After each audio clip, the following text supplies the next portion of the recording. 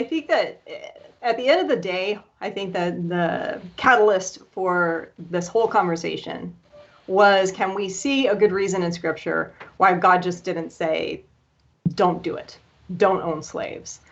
And Josh, just from your opinion, I want to know your opinion from coming from the other side, the not Christian side. If you come from a historical and kind of more academic perspective of it, do you see a reason why God wouldn't say just don't do it? And then I want to follow up with Joe and have him put in his 2 cents of his opinion on it. Yeah, I mean, I think it's because they didn't consider it to be immoral. I mean, I think that's, from a historical perspective, the you could ask the same question, I guess, about the Assyrians. Why is it that Asher didn't say, to the king, don't go and murder the people in the periphery when you go and, march against them? Well, they not only did they not consider that immoral, they considered it to be their duty. Those were sinful people rebelling against the god Asher out in the periphery, out in the west, and the Arameans, and I mean, these were people that were rebelling and fighting against the god of Asher. So, that wouldn't make any sense to condemn it. And I think the same thing is true. Why wouldn't they say, don't beat your kids with a wooden rod? Well, not only did they not think that was immoral, but they thought it was absolutely essential to do in order for the kid to live. I think the bigger issue for me in the theological answer, or the theological thread, is that it's not a matter of, saying Matthew 19:28 says, talks about divorce. I'm going to jump in real quick, Dr. Josh.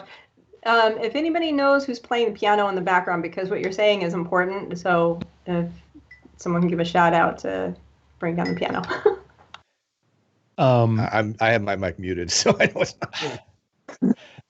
not. But I think the bigger issue is not so much there's a precedent with divorce where we see the law doesn't always, it'll allow for things that, God didn't consider to be either ideal or moral or whatever. It's making a specific connection to slavery with that principle. And the problem is that, for me, is twofold. One, you have passages like Luke 17 where Jesus himself is using slavery as a metaphor. I mean, not even a metaphor. I mean, he is, but he's saying, which one of you, to his disciples, having a slave work in the field all day, and this is a personal slave of the household, when he comes in, which one of you would say, here, sit down and eat with me? No, you would say, get in there and make me dinner and wait on me while I eat. And then only after that, would they be allowed to eat? And so when you have done your duty, you're nothing more than worthless servants, which was a lesson for them, right? But the problem is that it hinges upon not only the reality of slavery, but it's an implicit, I think, or explicit statement that Jesus expects that the disciples would be doing just that. And the reason that I think this, and this is the last thing I'll say, the reason that this I think carries through this lack of condemnation and implicit, at a minimum, condoning in the New Testament, is that the early church wrestled with it, right? And their wrestling with it wasn't, oh boy, the New Testament sure does seem to say that we shouldn't do it, but we've been doing it for so long. It's the church fathers most of them had no problem with it. They would say things like, well, maybe we shouldn't have so many slaves because that's sort of gluttonous. Right? It took quite a while for slavery to work itself out. If the New Testament condemned slavery, I think the early church missed it completely.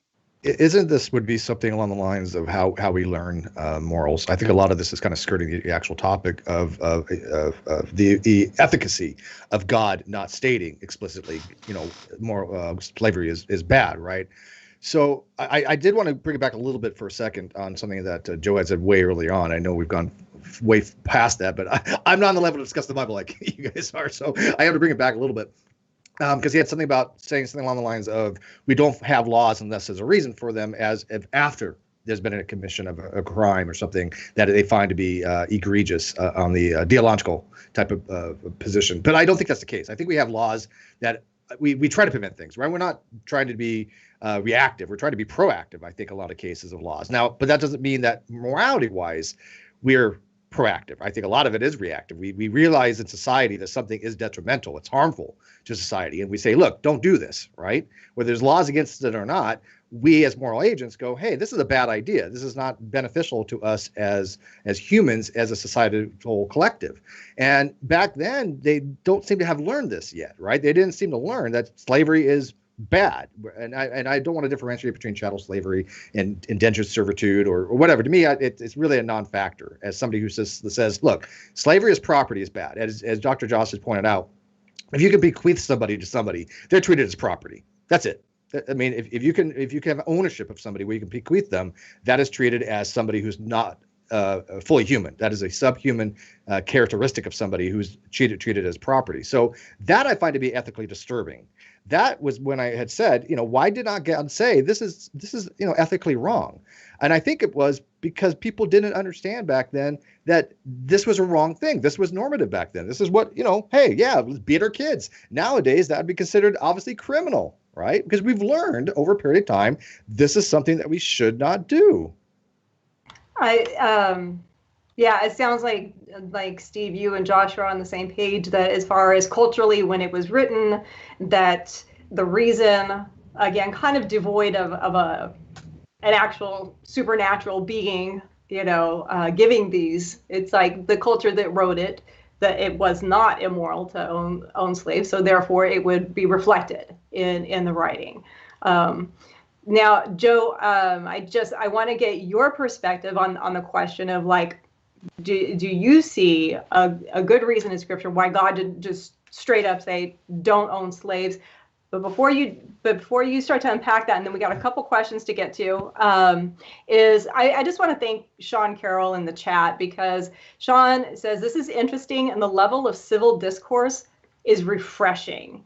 And so props to everybody here. This is actually really nice. I'm sure that all of you have been in venues where it's not quite as civil and a discourse as much as every man for himself. So yeah, thank you to everybody here, and thanks Sean for acknowledging that. And so Joe, what are your thoughts? What, from your perspective as a Christian, how would you answer the question, why didn't God just say don't own slaves? Yeah, I think the big umbrella kind of summary I'd give on it again is I don't think we have this declarative don't own slaves or why condemnation of slavery, because as we've seen, that word for us has one concept, but there it covered a broad spectrum of social systems, and some of those social systems were beneficial. I mean, they didn't have retirement plans and 401ks and kind of like, hey, I got a job for, Enron or whatever. That's great. It's going to take care of me for my whole life. And then I can retire at 55 and live on the beach in Florida forever. Those weren't the systems that they lived in. And so to eradicate a system that was basically the only system for providing for many people, I don't think would make any sense.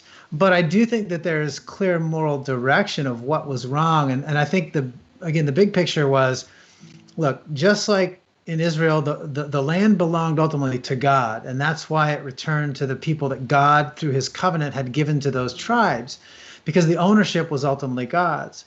And humans are ultimately the property and owned by God who created them. And so we find different passages in Job and Ephesians in the New Testament talking about, hey, look, just remember, don't mistreat masters don't mistreat your slaves, because essentially God is your master in heaven, and he, remember that he has a way that he's going to be treating you. In other words, there's this idea of reciprocity in that relationship and what it signifies. I do think, just in the New Testament context, understand in the first century, in urban populations, there's some estimates that about a third of the entire city population would have been some sort of bond slave at any given point in that first century. There's some people who do numbers. If you talk about the slaves who were freed, because they could be, freed at about age 30 in most of those, in most cases.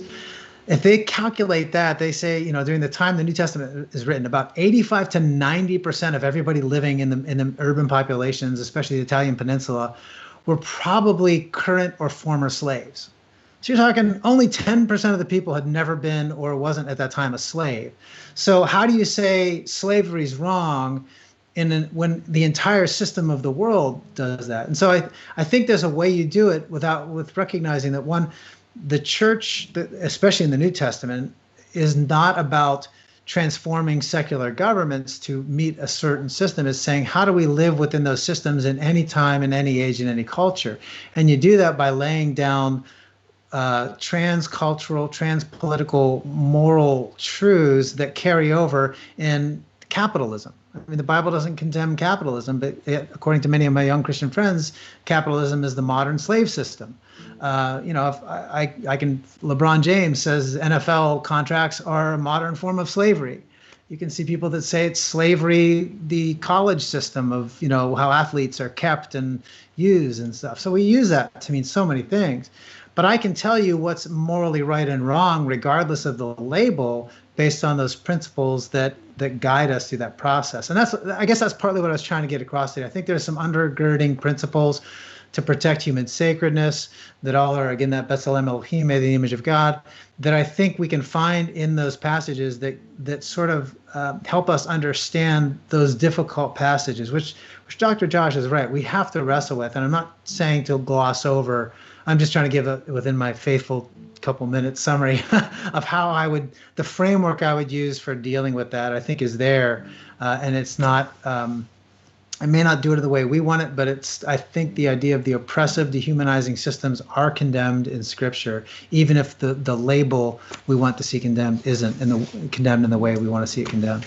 So it sounds like, Buzz, I'm gonna let you. Well, no, actually, because we can't do that asking because we got questions and we are. Well, I just want to rejoin on that. Take that. I know you want to rejoin her, and I love you, but no. So it's so nice to her too. I know. But it sounds. What's nice here is it sounds like there are points of agreement amongst all the positions. The part that the culture plays in, and the part that there is some parts that are protective. That people actually. There was intention of good and putting parameters on things and limits on things. Even though, Dr. Josh said the Hammurabi, that the laws were even a little bit more generous, but Joe was pointing out God is also doing a bigger picture here of what this looks like in our lives. So I want to give Fuzz just a minute or two, because everybody else has kind of gotten to put their little bow on why God didn't just say no. And then I do want to get to at least two questions here, and bid everybody adieu at that point in time. So Fuzz, what are your thoughts on that? Yeah, I think it's very difficult to try to find a modern day analog to what was happening, in the ancient Near East, and specifically with respect to Israel. But to me, I think the closest analog would be essentially, as Joe is making reference to, essentially an employer-employee relationship. And I mean, there, for example, I work, and you see you work as well for Reasons to Believe, but I produce a lot of content that I don't own, right? The organization that I work for owns. And so in exchange for a salary, they assume the ownership of my labor, my productivity. And that's what I see the ownership being in the ancient Near East. Is it's an ownership, whether it's a Hebrew or a non-Hebrew bond servant, that ownership is not of the person, but it's actually of their output, their productivity. And in exchange for that, they are given, they are made members of the household. They are provided for. They have economic security, right? And they can, there are these protections in place to keep them and their personhood from being violated. And so I don't see this as, again, a system that needs condemnation, because I don't think it's the same type of slavery that we saw that was horrific, that was tragically part of our history, in the United States and part of the history of the Western world. I don't think we're looking at that kind of a system. And so I don't think there's a need to condemn it, but rather I see it as a framework it's a social welfare system, first and foremost, that protects vulnerable people who are in desperate need. And again, there's like yet another point of agreement.